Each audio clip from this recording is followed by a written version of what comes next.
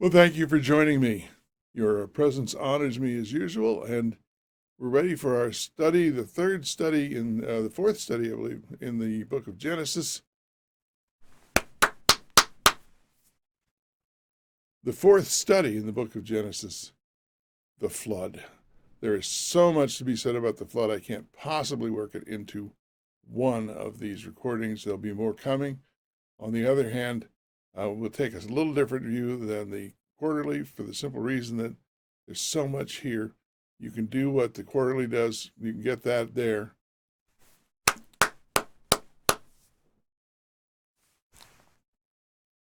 Welcome. Thank you for joining me. You honor me with your presence. And here we are ready for our study on the flood, Genesis. And there's so much to be done on the flood. I'm taking a little different angle than the regular lesson. I'll have other presentations on the flood coming because this is such a rich study. And so let's get right to it.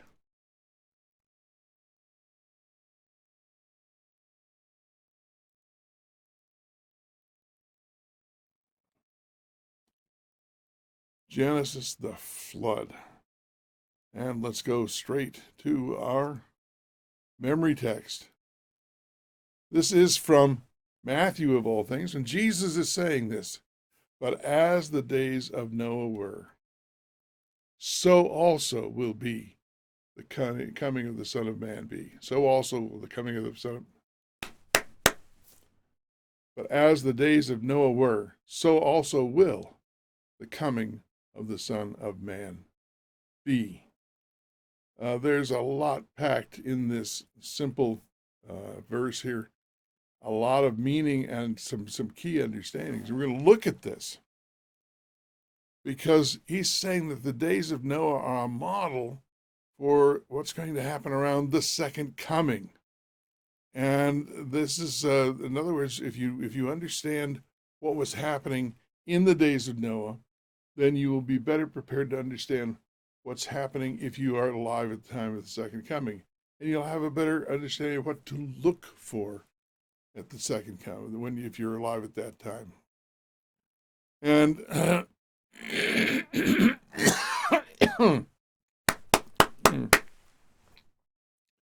reason for this is simple. The flood is a global judgment, but at the same time, it is one of deliverance, an event of deliverance. The second coming is the same way. It's a global judgment. Everyone on earth is judged, but it's also a time of deliverance for God's people. And so they have these similarities, but there will be more similarities. It's the point is that when global judgments come, when judgments come in general, throughout Scripture, aspects of the flood will be cited in God's acts of judgment and deliverance. In other words, the flood is the model for God's great judging acts. And he will, whenever this comes up, the prophets will compare or will include little details of the flood in order to understand what it's going to be like. And in any particular judgment, the enemy comes in like a flood, for example. The Sodom and Gomorrah, the fire and brimstone was like a flood. These things happen repeatedly in Scripture. And we understand that it's beginning already. We're only, 6 chapters in when we start the flood story.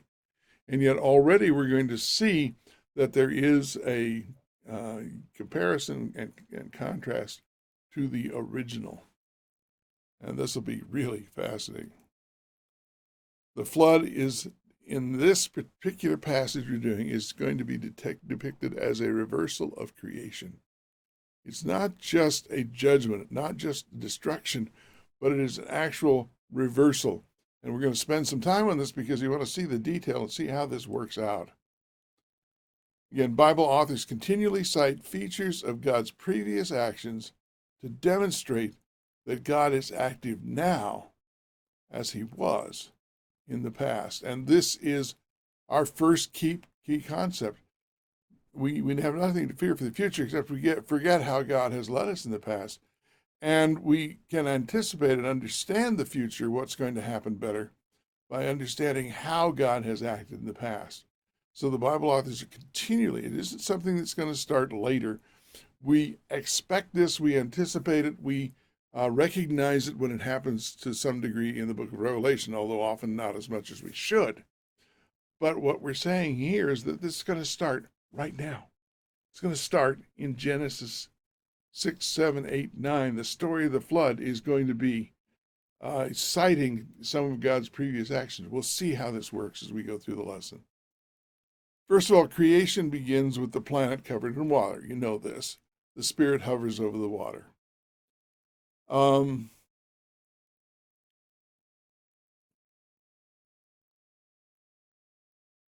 Then the next thing that happens is that the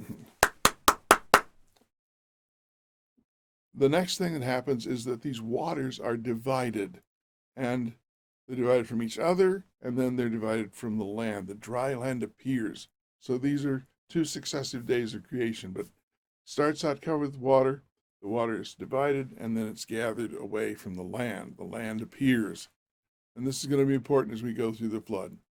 God then fills the earth and the atmosphere and the water with life. It's a marvelous thing. Then he forms humans, and he gives them life. They are placed in the garden, this wonderful, wonderful location. They are given dominion, and they are commissioned to organize and to control and to bring order to the garden and to the animals, and also to be fruitful and to multiply. But they're forbidden to eat from one tree. We talked at this last week. Forbidden to eat from one, well, actually 2 weeks ago. We looked at this 2 weeks ago. They're forbidden to eat from one tree, and that's right in the center of the garden. It's there so that they have the opportunity, and it's also there so they have the chance to obey and to have faith in God. So here we have, this is the beginning of creation. This is the general, and I've chosen these events because we're going to see how the flood plays off of this.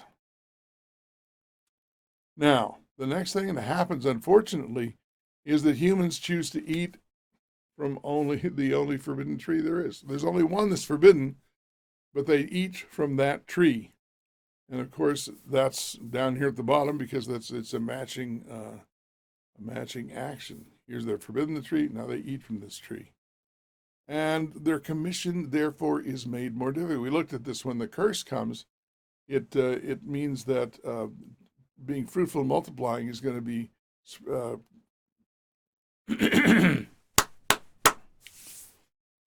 when the curse comes, being fruitful now is going to be accompanied with pangs, with pain. It's going to be made more difficult. It was part of the blessing that was given us as our commission to do these wonderful things.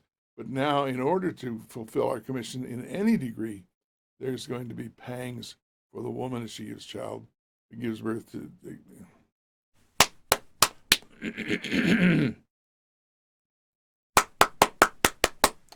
There's going to be pangs for the woman in childbirth, but it also says that there'll be pangs for the man as he tills the soil.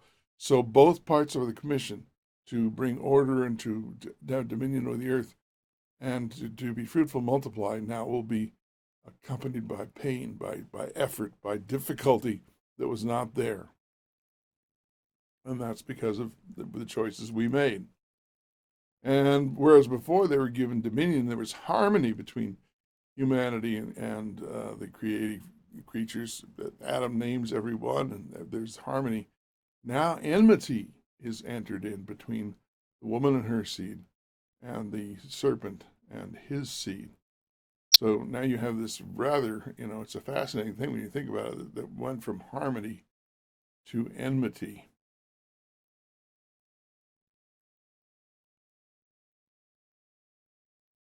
And they are driven from the garden. You can see how these things are in parallel. That's why I chose the first group. Looking at the second group, here's what happens. Now, once they're out of the garden, humans are born, but a life is taken. Life was given to them in the garden, They're driven from the garden, and life is taken. Cain kills his brother Abel. This is the first generation that's recorded, and one kills the other. And then we saw with the legacy of Cain, and especially with Lamech, who is the fulfillment, if you will, the flowering of this evil that took place with Cain. You now have Lamech boasting about killing. And the next thing we find then is in Genesis 6 is the earth is filled with violence. And of course, it would be. You don't do something about violence, you allow violence to take place unpunished, that's what's going to happen. And then because of this, because the earth is full of violence, God needs to cleanse it. And he can't cleanse it of sin just yet because of, as we'll see, this is developed through the rest of Scripture. But what he is going to do is cleanse it from this culture of sinners, these people who take violence, and I take pride in their violence, and nothing but pride. I've killed a young man to my wounding, and I'll be avenged 77 times. And so the earth is full of violence, and the only way to deal with that is to get rid of all the violent people and to begin to reconstruct a different culture, which is going to be difficult because sin hasn't been dealt with, but sinners, this sinning culture has been dealt with. And what it tells us is that the fountains of the great deep were opened, and the windows of heaven were opened, and the two waters come back together, and the dry land disappears. So again, you can see there's a parallel here, but what's happening is that everything was being done in creation is being unraveled in the flood. The planet is covered with the water, and a dove, he sends out a dove. That's the first thing he does after the floodwaters reach their crest. And the dove finds nothing and comes back. And this the picture of the dove hovering over the waters is something that's repeated throughout Scripture. So, the dove descends over Jesus' head when he's standing in the Jordan. And that's the Holy Spirit. So the Spirit was over the water. Now the dove is over the waters. And so what's taken place here is in the flood to this point, the point where he sends out the dove, we have a decreation. The very process that went through before, you can see, has now been reversed. All the good things that happened, the planet was formed, the ecological system was set up, human beings were introduced to it, they had to charge over it, and they were to be fruitful and multiply. But they could, and this maintained as long as they didn't eat from the tree of knowledge of good and evil. But that's the one thing they did. And so their commission becomes difficult. Where there was dominion, now there's enmity. Where they were placed in the garden, now they're driven from the garden, and so forth. Humans take the life instead of being given life, and so forth. And so this unraveling, reversal of creation is the first thing that's taking place in the flood. And the author has included these details intentionally to show this. Now, I'm going to show you something here, but I admittedly, I've chosen these events, but you can see how, in fact, they do parallel. This is not, I didn't pick them at random. I wanted to show you how one process is reversed. They say it's creation being unraveled. And what you have here then is this kind of thing. It begins with the planet covered in water. The Spirit hovers over the water. The planet was covered in water. The dove hovers over the water. These are the first and last events. If we go back here to our diagram, you see that the first event, because we start on the top and we go down, and then we go back from the bottom back up again.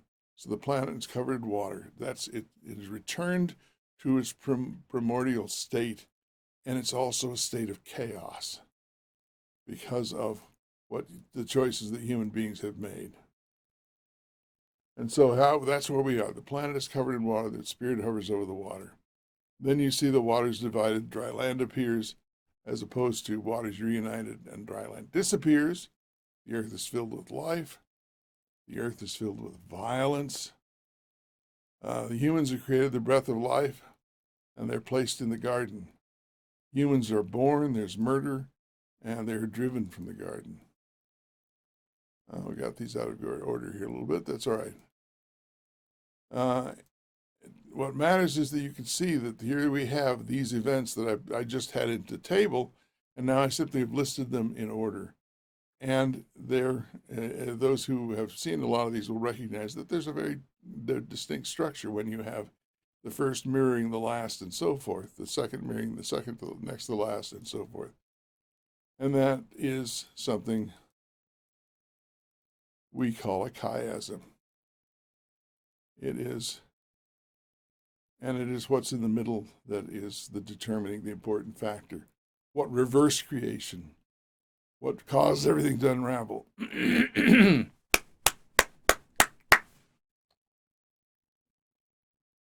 What caused everything to unravel was human sin. And of course, you can say, well, the serpent's responsible, but humans were the ones who were given dominion. And in the action of eating from the tree, they gave it up to a large degree. Not totally. God still wants us to fulfill that commission. He's trying to help us do that.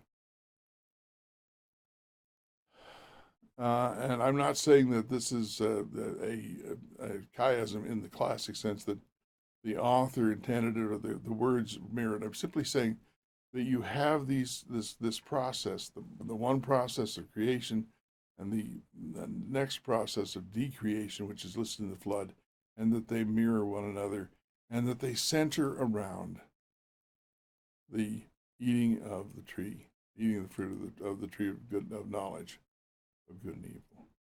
So that's the important thing to understand here. Now, this is no small thing, because it shows you that the flood is the result of human sin. The serpent could have been here for a long time had we not given in. But once we ceded our loyalty, our allegiance from God, since we no longer trusted God and began trusting the serpent and what he said, then we flipped things around and it began to unravel. Creation began to unravel, and it was our doing. It just simply was our doing. And we need to recognize that. And this is what we talked about. Human sin, unchecked, turns order into disorder. We see this even happening today. When you have, we say sin, we have crime, and that crime is unchecked, is not unpunished, it begets more crime. In fact, I think it was Plato who said the wages of sin is more sin. The way, when you do bad things and you don't correct for them, you do more bad things are created, and that's what's happening. We're seeing many societies which begin to crumble. We have many societies which have never really risen above this. There's corruption and things that happen in there, and so human sin unchecked. Now people will say, wait a minute, our justice system or any justice system, any human justice system, is imperfect and will be unjust sometimes. That's what we're stuck with. We don't have a choice. If we don't do anything, the injustice is multiplied. We try to set up a system in which we are as just as possible. We make the procedures. It is about the procedures and following the forms so that we do the best that we can as humans, but we are going to make mistakes.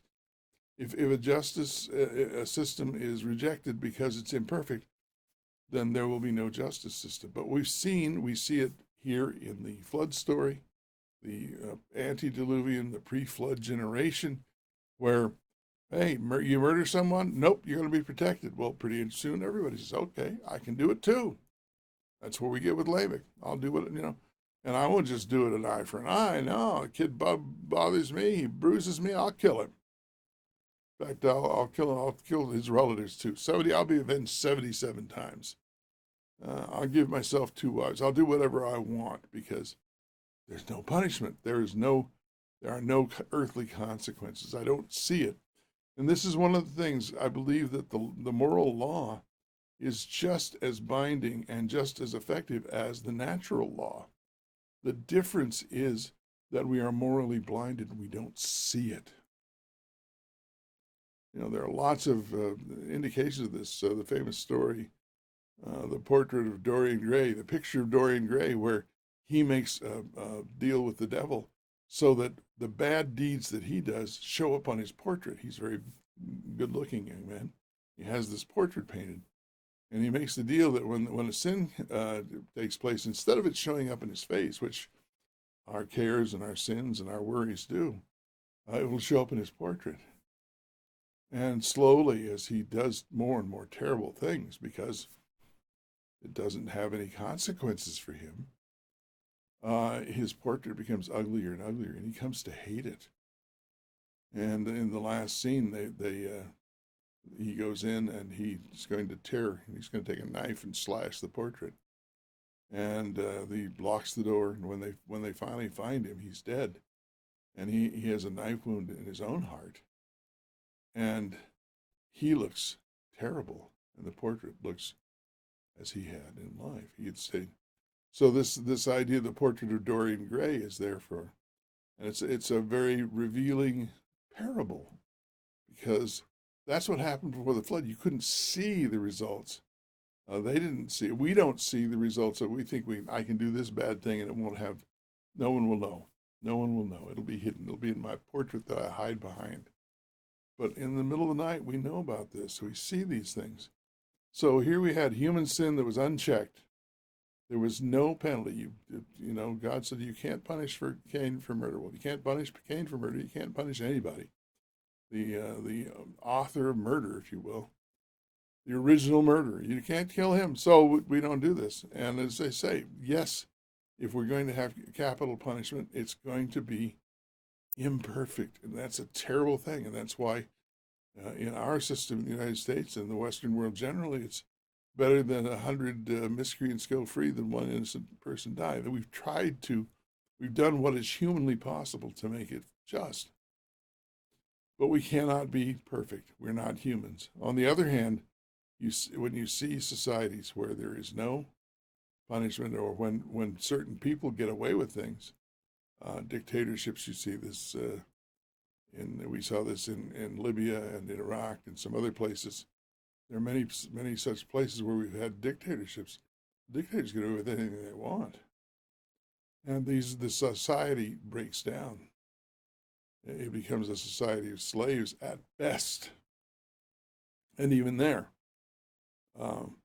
there's still criminal activity. There's still people victimizing one another because the consequences are not seen. And so this is what happens. This is a key to understanding what happened before the flood, and that is human sin unchecked turns order into disorder. And disorder punishes everybody. In fact, disorder punishes the weak the most. A disordered society is where the strong and the violent and the angry victimize the weak and the mild and the peaceful. And this means that children, especially, and women, because they are not physically as strong as men, they tend to be terribly victimized in these societies. So, as bad as it is, as poor as human justice is, it's better than nothing, and that's demonstrated this far in the Old Testament. Human sin unchecked turns into disorder, but what's happened with the flood story is that the earth was filled with violence, and that was then demonstrated how it disordered creation itself. Because if human beings are the crown of creation, we are the things that were made, we are the creatures who were made in God's image to rule in a peaceful way and to be fruitful and multiply, to bring order to this world. And we fail to bring order when we, in fact, sin and bring disorder. That disorder spreads and spreads and spreads. And eventually, it results in the death of the planet, if you will. And I think that's definitely happening in a number of ways around us. So that's our first key concept there, or our second one actually. First one was already out there. Now, but the flood has destroyed everything. Human sin unchecked has brought around the destruction of everything. The earth goes back to its primordial state in the flood story. The planet is covered in water. And if there's going to be a place for human habitation, you see, just getting rid of all those sinners is not going to do it. It's not going to allow for a human society to develop that has some chance of, or at least some elements of being peaceful. But what happens then is, so it has to be the society, the ecological system has to be recreated. And here we have creation again. Creation is rebooted. The planet is covered in water as it was in the creation story. The dove at this time hovers over the water. The waters recede. They slowly pull back. Remember that in the creation, the waters were first separated, and then they drew back, and you had dry land. The dry land appears. This is creation being rebooted, I call it. You have to reconstruct the ecosphere. It can't just be all water. And humans reappear. They come out of the ark. The earth is refilled with life from the ark. And Noah and his sons are commissioned to be fruitful and to multiply. They are given almost word for word exactly what the same commission as Adam and Eve had been given. But now we're given dominion, and the animals are fearful. There is not the same harmony that there was. And we can put this event and compare it with creation as well. We see, here's our table. And you see that these things happen. Planet covered in water, spirit hovers or dove hovers. The waters are divided or the waters recede. The dry land in both cases reappears, or appears and reappears. The earth is filled with life. In this case, it's filled with life from the ark. Humans formed and are given life. Humans reappear. They have been preserved. Their life has been saved through the flood in the ark. They're given dominion, but there's harmony. But then at the end, again, Noah and his sons are given this dominion, this same commission, but the animals fear them. And the commission is completely renewed. So here we come with our third key to understanding. The flood narrative uses the creation model twice. First to show as decreation, and then to show it as recreation. Now, why does this matter and why we've gone to such pains for this? Because again, God is using the author. The prophetic author is writing this to demonstrate that God acts in certain ways, and that same God is still acting in those same ways. So the creation took place in a certain way, and when there's this judgment, the judgment unravels that. It doesn't just do it at random. It doesn't come and do something entirely differently.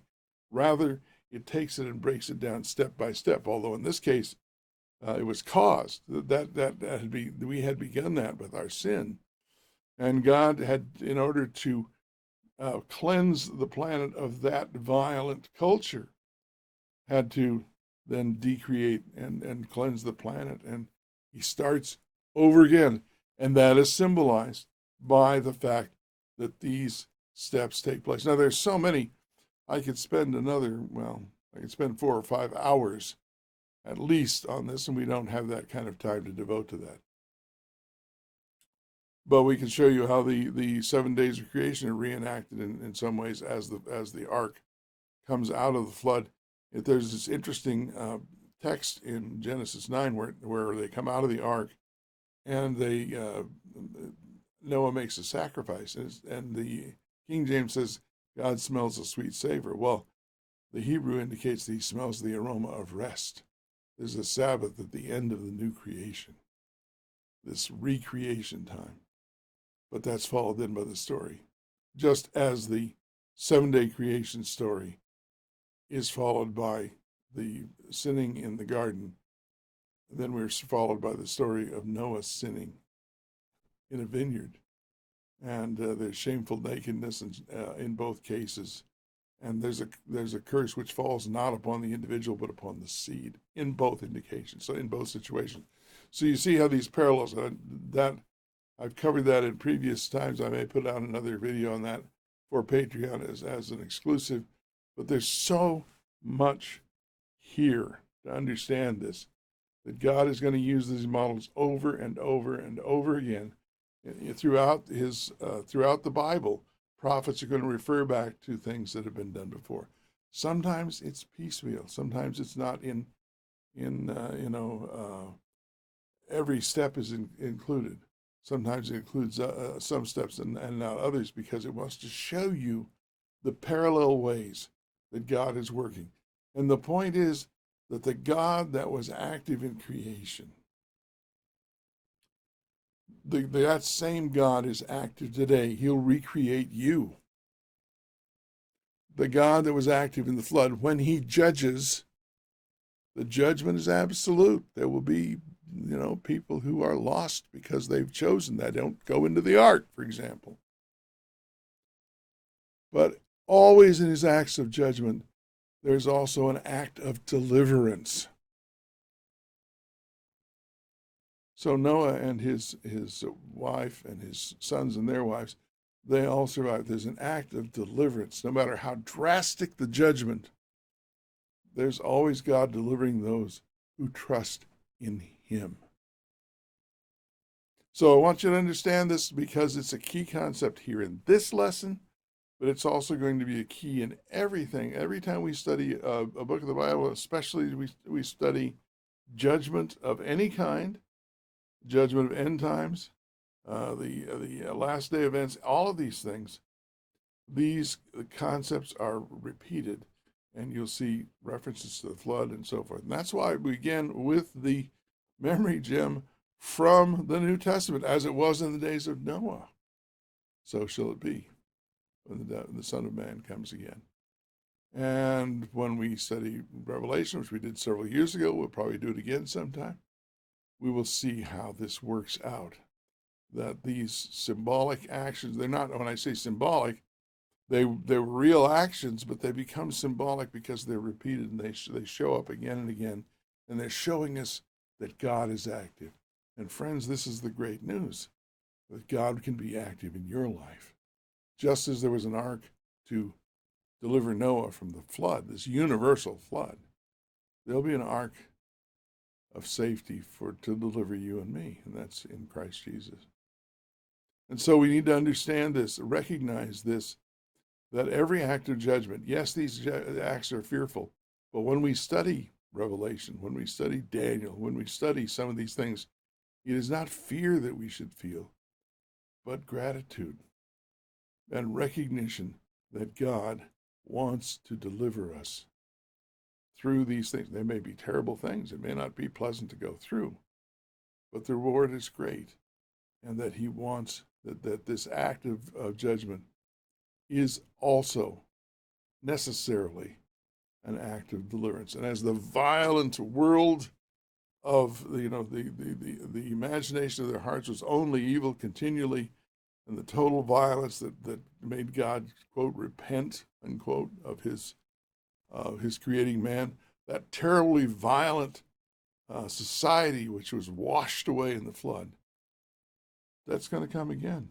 There's going to be a terribly violent society, but God is going to save his people. It's going to be an act of deliverance for them. So this is the final key concept for this lesson. The flood narrative uses the creation model twice, first to show the decreation, and then to show recreation. And as we go forward, the flood will become the model for judgment. For example, in the Exodus story, Pharaoh, the children of Israel are going to pass through the waters, just as Noah and his family passed through the waters. And the pursuing Egyptian army is going to be drowned in the waters, just as those who were violent before the flood died in the flood. the flood is the model for the Exodus, but the Exodus then, with the flood, if you will, embedded in it, then becomes a model for later judgments. And so there'll be references to the Exodus, but those roots run all the way back to the flood, whose roots run all the way back to creation. And the more you are able to understand this, the more you're able to see this, the richer Scripture becomes, because you see that God is continually warning his people and offering them deliverance in the same ways, and that we can have confidence because the God that saved Noah through the flood is the God who wants to save you and me. Well, we'll finish with our three key concepts. The Bible authors continually cite features of God's previous actions to demonstrate that God is active now as he was in the past. We just mentioned that. There's the same thing. This is so crucial to understanding. It came with the memory gem in this one. The second one is human sin unchecked turns order into disorder. We see it around us, and it is the sad repetition of a theme throughout human history, that human sin unchecked turns order into disorder. And finally, the flood narratives use the creation model twice, first to show decreation and then recreation. And the same thing can happen. The flood can be used to show judgment and deliverance. And as we study the Bible, we move forward in studying. And in Genesis 2, we will see that these things are used this way all the time from the very beginning of Scripture. One more note, and that is we're not yet done. We talked about there are two basic pieces to the book of Genesis. One is primeval history. How did we get to where we are? And the next one is the stories of the patriarchs. We're not quite done with primeval history, because just as there was creation and then fall and then legacy in the early chapters of Genesis, now we have a recreation, and there's going to have to be a fall. I mentioned it briefly with Noah, and there will be a legacy. There'll be conflict that plays itself out. And once we come back to that state where we're out of the garden, the earth has been recreated and God's people have been saved, but we're going to have a great foe arise in the background. And where is God's solution? He dealt with sinners. Where is his solution? What is he going to do when sin reappears and becomes virulent and becomes as defiant as Lamech was? Again, using repetition. So that's when we'll get to the stories of the patriarchs. But we haven't quite finished with the primeval history. And that will be the next couple of lessons. I hope you can join me then. I hope this has been enjoyable and useful for you. I hope that in a few days from now, you'll be able to join me for yet another Bible journey together. And, well, may God bless you until then.